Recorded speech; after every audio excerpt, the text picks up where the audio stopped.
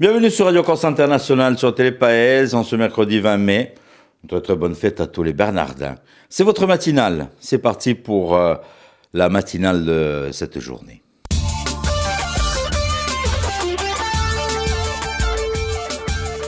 Bien le bonjour à vous tous qui êtes avec nous tous les matins sur Télépaèse, sur Radio Corse International. De l'information, de la météo, des pronostics hippiques, de l'horoscope, des invités au programme de cette matinale. Et bien sûr, nous allons souhaiter une très, très bonne fête à tous les Bernardins qui sont donc à l'écoute de Radio Corse International de Télépaèse. Et on leur souhaiter donc une très très bonne fête. Voilà, donc on va débuter avec Philippe Jam qui s'installe donc pour le bulletin météo tout d'abord. On veut du soleil pour ce mercredi et de l'information aussi, savoir un peu ce qui s'est passé donc et va se passer donc en ce mercredi. Philippe Jam au micro de Radio Corse International.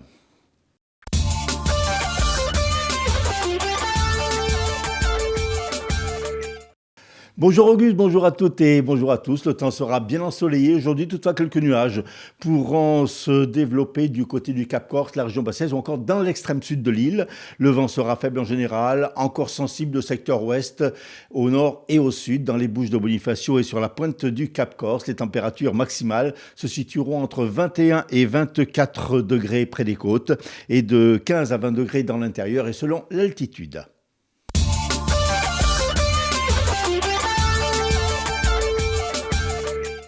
Six prévenus, 4 hommes et 2 femmes comparaissent depuis hier devant le tribunal correctionnel de Bastia dans le cadre d'une affaire de trafic de stupéfiants. Un trafic de stupéfiants qui était piloté depuis la maison d'arrêt de Borgo par un détenu. Ce mercredi auront lieu les réquisitions du ministère public et ensuite les plaidoiries des défenses. Le jugement sera mis en délibéré. Lors d'une conférence de presse à Bastia, le comité de soutien à Skolagors a renoncé hier l'organisation d'une manifestation le samedi 30 mai à 14h à Bastia. De leur côté, les responsables de Skolagors ont réaffirmé leur demande de contractualisation généralisée de 11 postes d'enseignants. Dans ce dossier, une nouvelle réunion avec l'État, les représentants du rectorat et également donc les dirigeants de Skolagors est prévue demain jeudi. À noter que selon Skolagors, la mobilisation est très forte sur le sujet, avec près de 9000 personnes qui ont signé le manifeste de soutien, 400 entreprises qui soutiennent sa démarche et plus de 70 organisations, associations ou encore institutions qui ont rejoint le comité de soutien. Plus d'une centaine de conseillers municipaux ont également adopté une motion de soutien et les parlementaires insulaires vont saisir le Premier ministre. Jean-Jacques Ciccolini, maire de Cozzano, seul candidat en lice, a été réélu hier président du conseil d'administration des maires et président de la Corse du Sud. Il a recueilli à l'unanimité des votes des 90 communes représentées sur 124 que compte le département. Ce mercredi à Borgo sera procédé à l'élection de son homologue de la Haute-Corse. Après 19 ans passés à la tête de l'association des maires de la Haute-Corse, Ange-Pierre Vivonne, le maire de Sisco, passe la main. Son successeur sera le maire de Ghisogne, dont Marc Albertini, seul candidat en lice. L'édition 2026 d'Histoire en mai, une des manifestations phares de l'association Artemar, débute ce mercredi à Bastia et se déroulera jusqu'au 23 mai avec une étape à Venaco. Ce festival du livre d'histoire et de la fiction historique aura plusieurs thèmes cette année. Les événements se déroulent-ils au hasard? L'histoire a-t-elle un sens? Le véritable historien n'est-il pas aussi philosophe? Seront également présents des éditeurs, des romanciers, des historiens, des philosophes, avec au programme conférences, discussions, échanges, masterclass, dédicaces, sans oublier les promenades. Cet après-midi, promenade Salvatore Vial en hommage à Angelo Rinaldi dans les rues de Bastia. Et puis samedi, le festival prendra le train pour Venaco avec à bord jeux, lecture, quiz, ateliers et de belles rencontres avec les auteurs du côté de Venaco.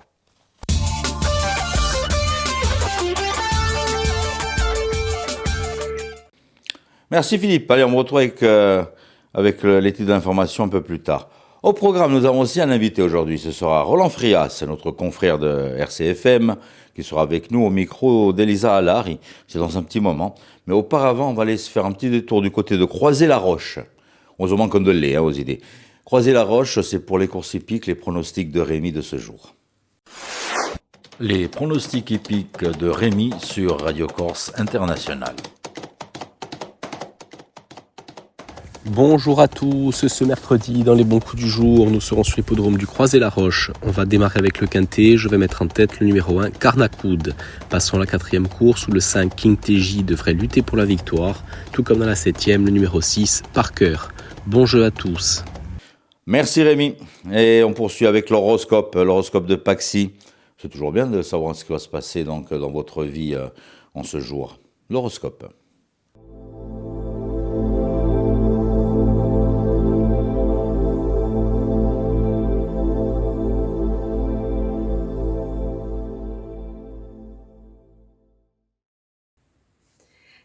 Et bonjour à tous, on se retrouve pour ce mercredi pour voir un petit peu ce que l'on a à vous annoncer. Les béliers, vous allez sentir aujourd'hui le potentiel de l'abondance au niveau professionnel que vous pouvez avoir durant tout le mois de mars. Vous aurez déjà en fait un avant-goût de tout ce que vous allez pouvoir réussir à gagner et à récolter. Et ça, c'est vraiment super cool.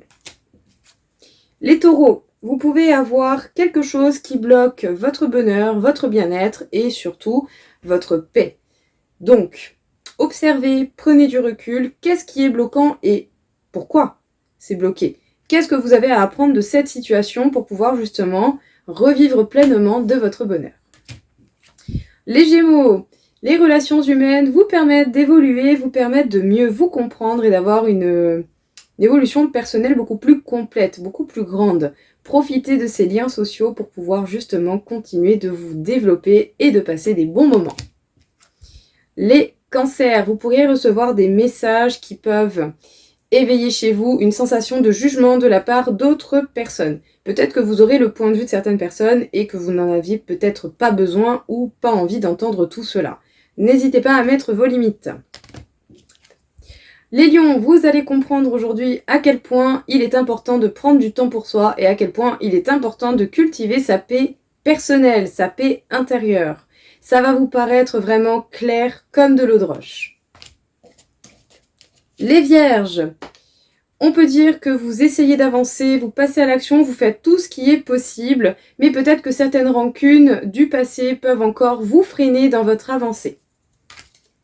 Les balances, ne laissez pas certaines personnes de votre passé venir vous freiner dans votre réalisation personnelle ou la réalisation de certains projets qui vous tiennent à cœur. Vous pourriez revoir des têtes du passé qui seraient éventuellement bloquantes ou freinantes. Les scorpions, petite phase de recul. Aujourd'hui, on réfléchit, on observe, on ne passe pas à l'action. La journée pourrait vous paraître longue parce qu'évidemment, cette journée sera marquée sur un temps de réflexion plus que d'avancée. Les sagittaires, au niveau sentimental, vous pourriez avoir des peines. Donc, prenez du temps pour vous, chouchoutez-vous et faites au mieux selon votre situation sentimentale.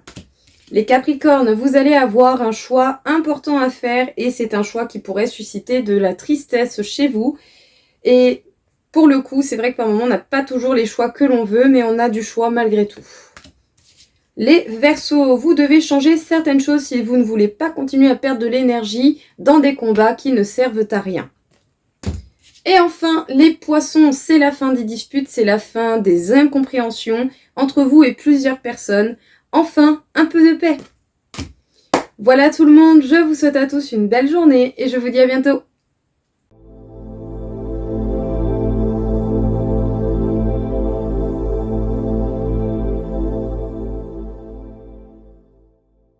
L'invité du jour, on va recevoir aujourd'hui Roland Frias, notre confrère d'RCFM qui est écrivain, chanteur, compositeur, et il sera donc au micro d'Elisa Alari. Aujourd'hui, nous recevons Roland Frias, journaliste, auteur, compositeur, pour son recueil de poésie Au revers de la lumière.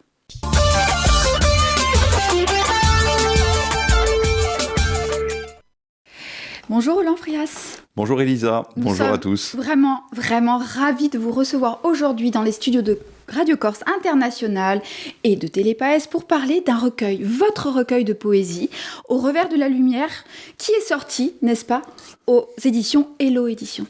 Tout à fait, c'est on va dire une grande première pour moi, hein. C'est une première édition et cette maison d'édition à compte d'auteur a bien voulu m'accompagner dans ce premier projet. J'ai été poussé bien sûr par ma famille, mes amis, mais ça a été très intéressant d'avoir le regard de professionnels et j'ai pu sauter le pas et avoir cette première publication de ces poèmes qui, pour certains, ont plus de 2 décennies. On va en parler plus précisément. Alors moi, je vais rappeler un petit peu au public qui vous êtes. Vous êtes à la fois journaliste, auteur, compositeur. J'ai envie de dire un amoureux des mots, un amoureux des langues, de la langue corse et de la langue française, je ne me trompe pas. Donc vous célébrez les mots, finalement, sous toutes leurs formes, et ce depuis tout petit. Je reprends vos mots. Dans ma famille, la parole poétique a toujours eu une place fondatrice. Mon grand-père, improvisateur, savait d'un seul vers bouleverser une assemblée. Mon oncle, lui aussi attaché à cet art, a su en préserver la force vive. J'ai grandi dans cette atmosphère où la parole n'était pas un outil, mais un lien, un souffle. Donc les mots, c'est une affaire de famille chez vous. C'est une affaire de famille, en effet. Et j'ai compris très tôt que, on va dire, c'était mon moyen d'expression le plus fidèle, de dire le monde, de comprendre le monde, de dire ce qu'on porte en soi. Et c'est vrai que dans la famille, mon grand-père, mais aussi mon oncle, Piero Santucci, qui est un poète connu et reconnu dans le monde de la chanson corse, qui a notamment écrit pour Pedro Santucci, pour Pedro Guelfucci, excusez-moi, Angela Podentini, Diana Di L'Alba et bien d'autres. Et c'est vrai qu'on a toujours eu cette fibre poétique qu'on a partagée en regardant nos réalisations, on va dire, mutuelle. Ma mère aussi écrit. D'ailleurs, quand j'étais petit, je me souviens, dès le CM1, ma manière à moi, c'était un peu pour communiquer, c'était justement de communiquer en rime. Quand j'étais puni, ça nous est arrivé à tous, je pense, c'est vrai que j'ai eu l'occasion de gratter sur un papier quelques réponses en rime, et ma mère aussi me répondait en rime, donc il y avait ce petit jeu-là, et elle a gardé ça de côté. D'ailleurs, de temps en temps, quand je vais la voir, elle me remontre ses petits poèmes, quoi. Et c'est vrai que c'est depuis mon plus jeune âge, en fait. C'est une anecdote à la fois très, très tendre, très intéressante. Finalement, depuis tout petit, voilà, vous avez appris à magnifier les mots. Moi, j'ai remarqué autre chose, et là, je reprends aussi votre avant-propos. J'ai toujours aimé observer, écouter, cueillir des images au détour d'une rue, d'un mouvement, d'un murmure. C'est une très, très jolie phrase. Donc, en fait, vous possédez ce regard particulier, je trouve, cette attention aux détails, et je vais en parler, que l'on voit finalement dans vos poèmes, à tout ce qui est ténu, à tout ce qui est discret, retenu. Mais vous regardez le monde finalement dans ses détails les plus infimes. C'est ça qui est intéressant. Et vous dites ces fragments minuscules qui, mis bout à bout, composent une vérité. L'écriture poétique, pour vous, c'est une façon d'exprimer finalement votre acuité au monde ? Exactement, c'est une manière de comprendre, de dire le monde. On va dire cette façon aussi de s'intéresser aux détails, comme vous l'avez dit, de s'intéresser à ce qui se raconte sans discours. C'est ce qui m'a conduit d'ailleurs au métier de journaliste. Et c'est vrai que, on va dire, la poésie permet de prolonger ce regard autrement pour moi. Et on va dire, ça naît du même besoin, l'écriture, que ce soit journalistique ou poétique, c'est comprendre, dire le monde.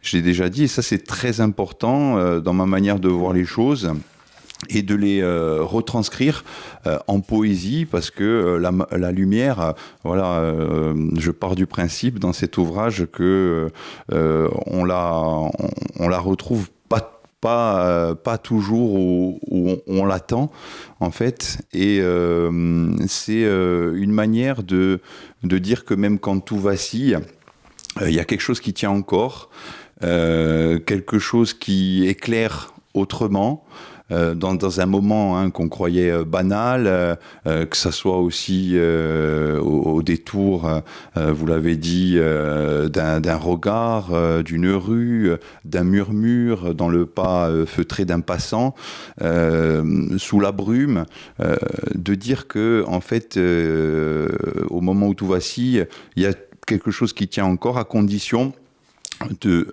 bien regarder, et je vais reprendre, on va dire, Antoine de Saint-Exupéry, on ne voit bien qu'avec le cœur, parce qu'au fond, ce qui compte vraiment ne se voit pas toujours au premier abord. Ça tombe bien parce que c'est là que j'allais finalement venir. Pour moi, tel que je l'ai lu et vécu, c'est une poésie à la fois de l'intime et de l'universel. Alors c'est une poésie du quotidien qui célèbre finalement de façon délicate, sensible, ce qui fonde notre condition. Là, je reprends vos vers. J'ai adoré valser entre l'ombre et la lumière. Donc finalement, c'est tomber, se relever, se blesser, s'écorcher finalement aux épines de la vie, mais toujours, pour vous apparemment, sans cesser d'entrevoir la lumière.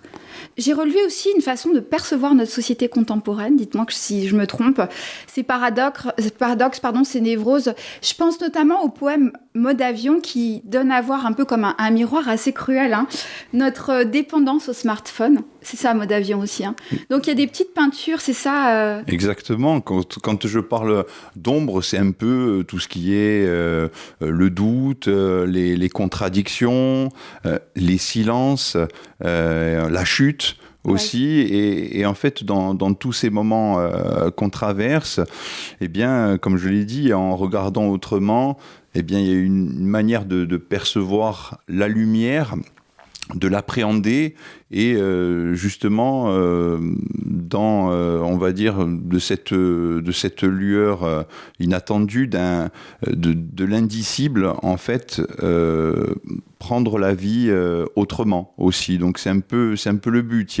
Il y a des textes, c'est un carnet de route, c'est pas des textes indépendants. Il y a on va dire en 6 parties. En 6 parties, oui. 6 mouvements. Il y a vraiment un cheminement. Ça peut s'apparenter à une quête intérieure, sachant que, voilà, je l'ai dit, il y a des poèmes qui ont été écrits il y a 2 décennies, d'autres qui sont plus récents, et moi j'avais pas forcément bien sûr l'intention de publier un jour, mais en prenant du recul, en regardant un peu tous les textes que j'avais produits, je me suis dit peut-être il y a quelque chose à faire, parce que tous ces textes, même s'ils ont été écrits à des périodes différentes, ils racontent tous le monde. Ils se répondent en fait. Exactement. Une sorte d'écho. Et c'est vrai, peut-être même une sorte un cheminement, une maturité qu'on voit germer. Moi, j'ai relevé, si vous me le permettez, quelques vers que j'ai vraiment beaucoup aimés. Par exemple, chaque fracture creuse une entaille où germe un futur insoupçonné. Ça, c'est dans le poème L'école de la chute. J'apprends à valser entre l'ombre et la lumière. C'est très, très joli dans le duel intérieur. Donc, la dualité, les forces contraires, l'acceptation de ses propres blessures, paradoxes, de son côté obscur, mais aussi de sa lumière.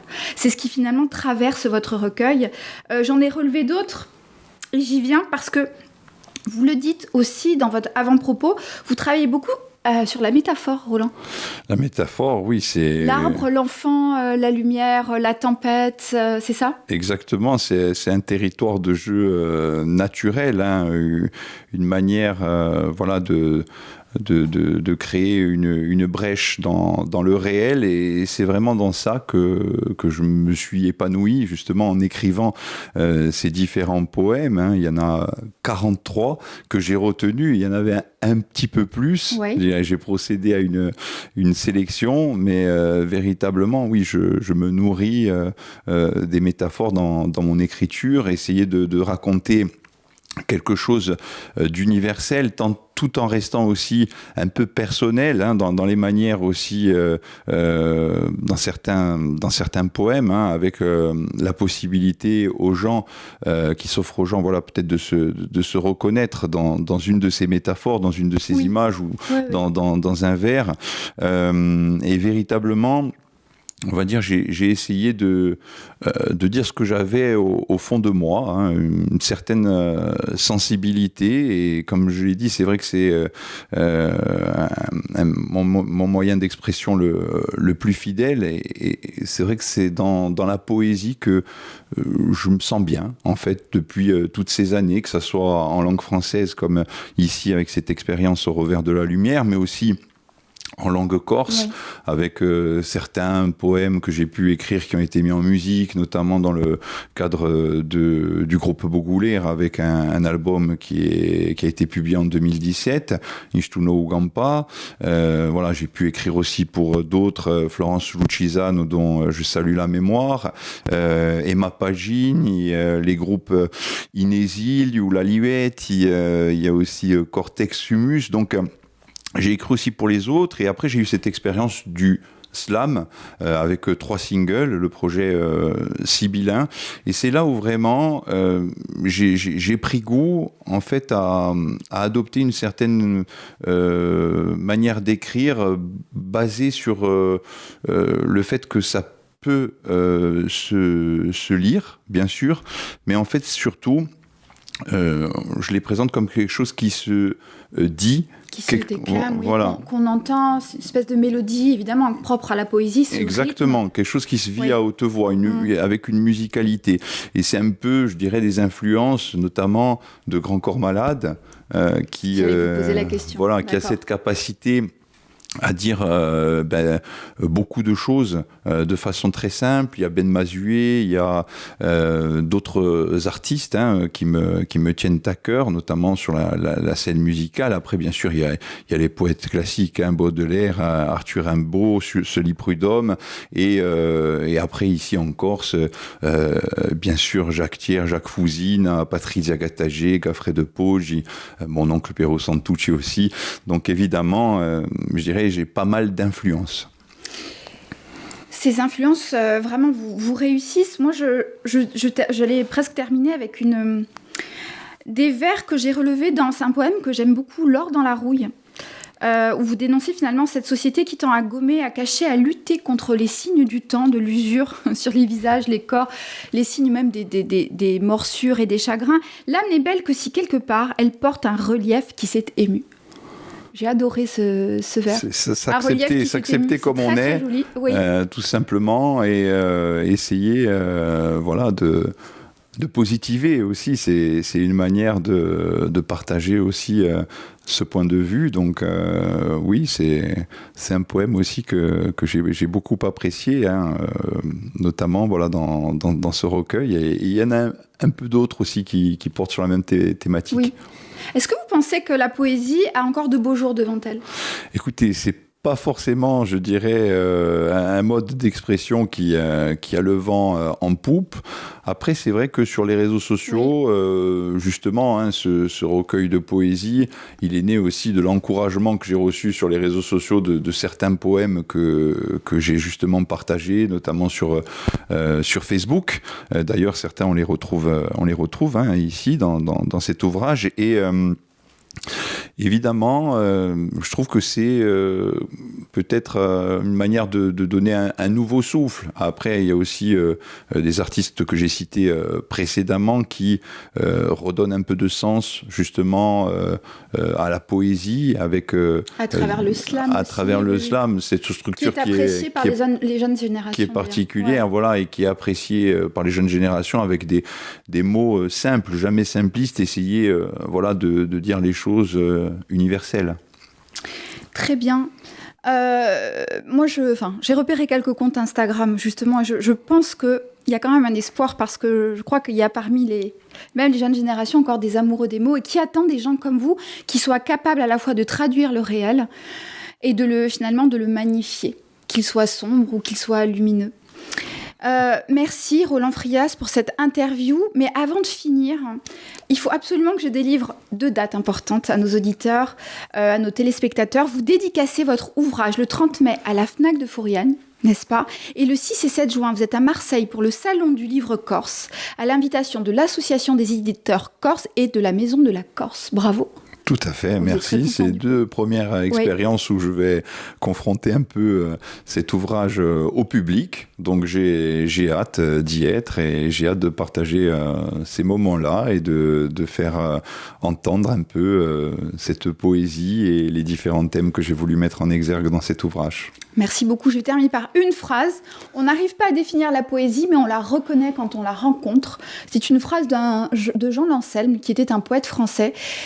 Eh bien, c'est ce qui s'applique vraiment à votre ouvrage, Roland. Bravo et merci, et je le recommande à nos lecteurs. Merci beaucoup, Elisa, et merci beaucoup à RCI et toute l'équipe de m'avoir reçu. Mais je vous en prie, merci. À très bientôt. Merci, et on se retrouve sur Radio Corse International et Télépaèse.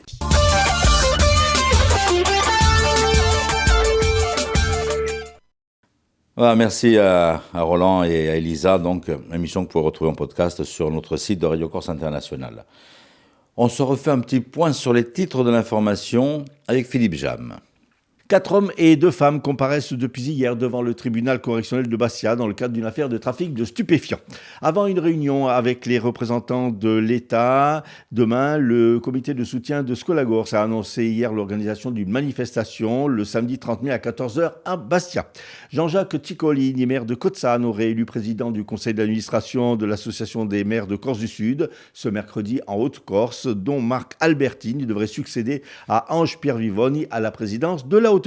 Et puis l'édition 2026 d'Histoire en mai, une des manifestations phares de l'association Artemar, débute ce mercredi à Bastia avec une balade, la balade Salvatore Vial. Cette manifestation se déroulera jusqu'au 23 mai avec une étape à Venaco. Météo, du soleil et quelques nuages. Merci Philippe et rendez-vous demain. Vous savez, l'été arrive, on a envie d'être beau en maillot sur les plages. Donc, on va écouter les bons conseils de notre Andrea.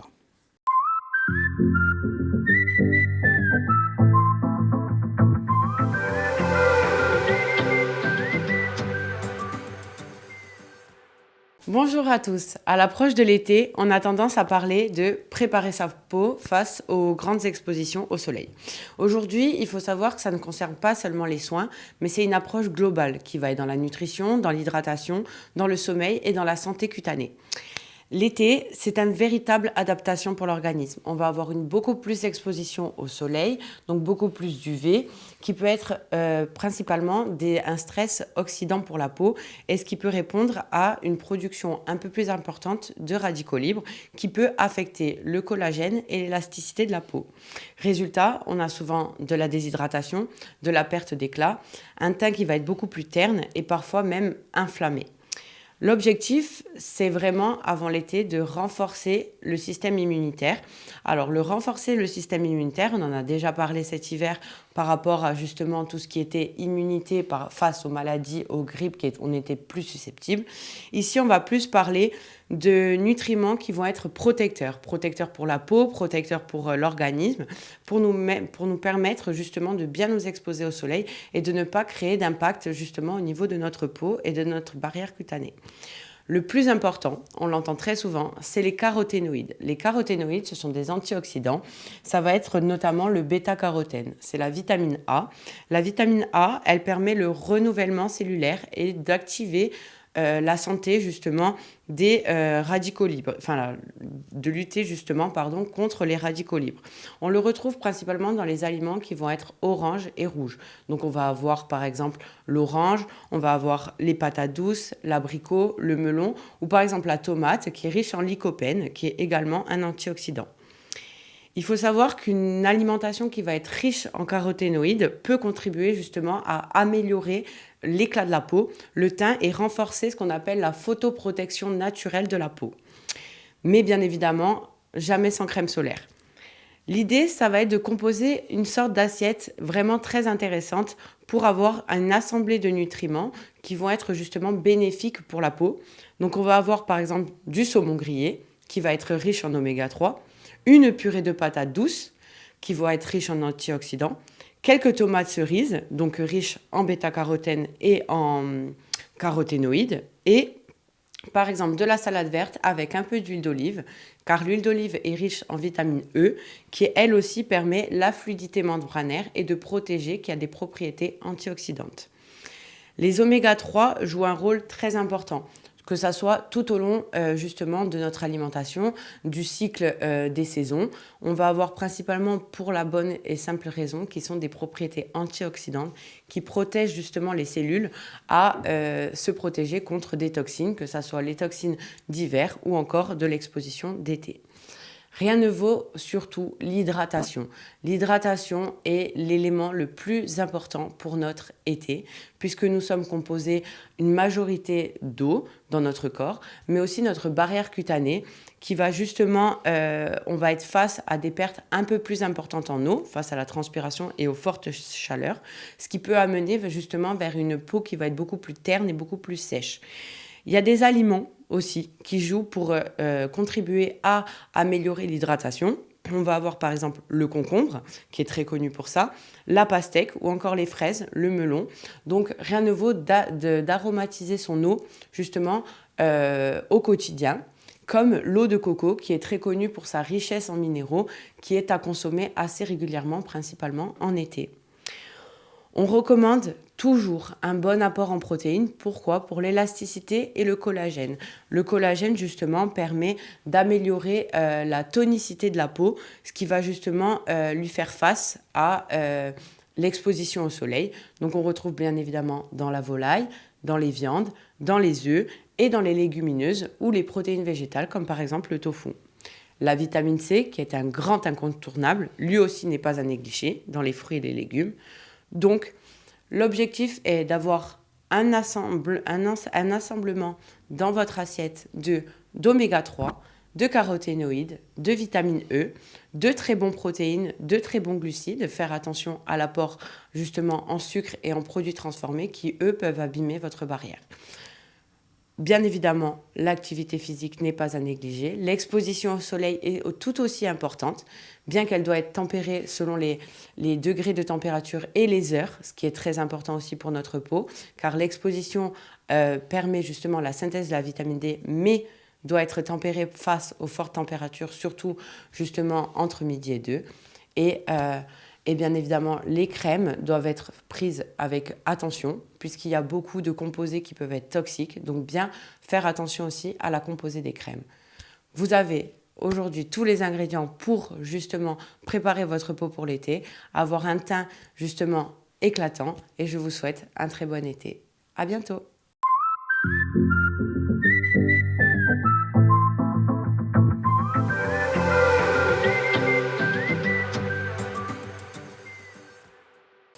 Voilà, merci Andrea. Vous êtes beau en maillot, donc si vous l'écoutez sur les plages pour cet été. Une petite info à savoir que votre matinale est diffusée sur Télépaèse à 9h. On était à midi jusqu'à présent, mais là on se décale sur midi et demi. Sur la station, sur RCI, vous pouvez nous retrouver quand même à 9h et midi. Donc n'hésitez pas, puis il y a les podcasts, il y a les replays si vous voulez les revoir. Voilà, tout simplement. Écoutez, je vous embrasse très fort. Tenete forte e ci ritroviamo domani, alla stessa ora. A domani.